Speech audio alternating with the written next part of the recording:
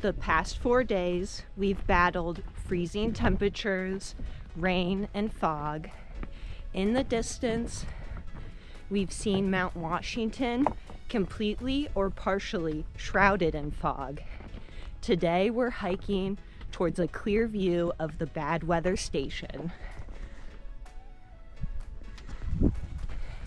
In the background, you can see sunlight casting its first rays over the whites and a pinkish hue on the horizon. It's a beautiful day to be on the Appalachian Trail.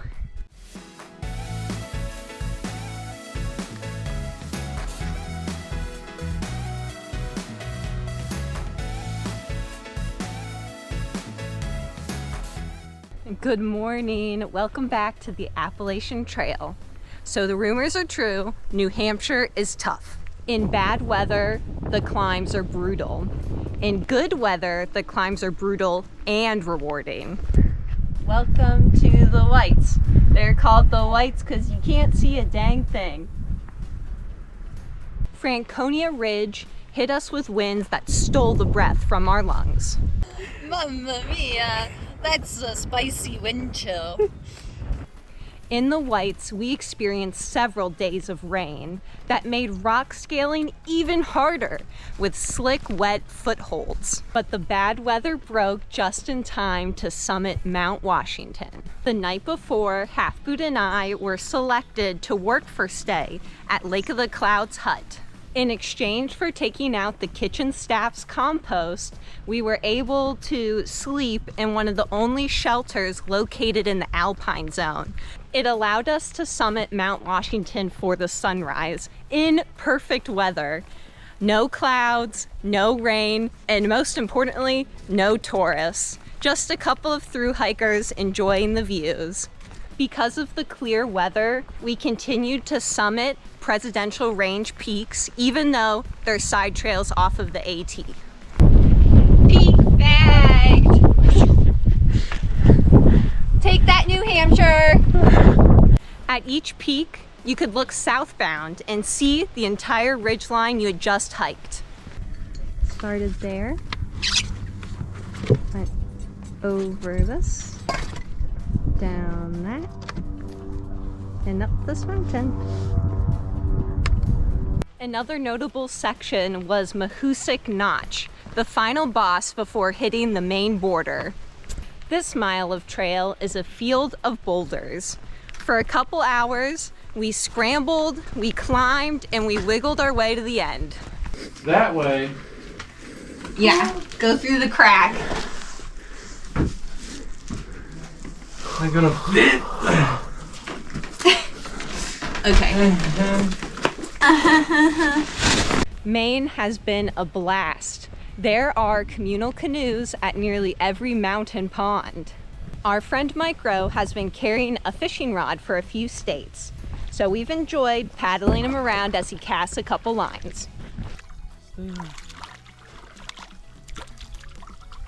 Oh, a native brookie! We've had some wonderful wildlife encounters in both New Hampshire and Maine. Spruce grouse keep popping up on trail, picking through ground and moss for insects. I'm always entertained by the wacky red squirrels as they eat pine cones like corn on the cob. Half Boot's been on a bird watching spree, spotting warblers, chickadees, and thrushes he's never seen before. This video's hiker spotlight goes to our two friends, Fives and Lucky Charm, who we've known since the Smokies. Fives is from Germany. She once carried my forgotten camp shoes 8 miles, and upon delivering them, called me Cinderella. Lucky Charm is from Montreal. He loves to identify plants and mushrooms. In Tennessee, when I had poison ivy, he went foraging in the woods to give me something that soothed like aloe. Sadly, we had to say goodbye to them in New Hampshire as they raced to beat their visa deadline. The muddiness of the Appalachian Trail did not end in Vermont. In Maine, we've had to navigate long stretches of bog. Oftentimes, the wooden planks are broken down or already halfway submerged in the watery mud. I lost my battle to the bog. Look how far. full knee into mud. The mud in Maine is no joke. Be careful out there. Fall is starting to show in the trees, and mountainsides are dotted with pops of red and yellow. It's crazy to think that we've been out here for 3 seasons now. We've hit some major milestones since our last update. Half Buddha and I are officially part of the 2,000 miler club. And now we are hiking through our final state on the Appalachian Trail. Last state! Ooh, ooh, ooh, ooh, ooh. What's coming up? The 100-mile wilderness, and then Mount Katahdin. Every day I dream of touching that Mount Katahdin sign at the northern terminus of the Appalachian Trail. But until then, we're gonna be filling our hearts with gratitude and staying groovy.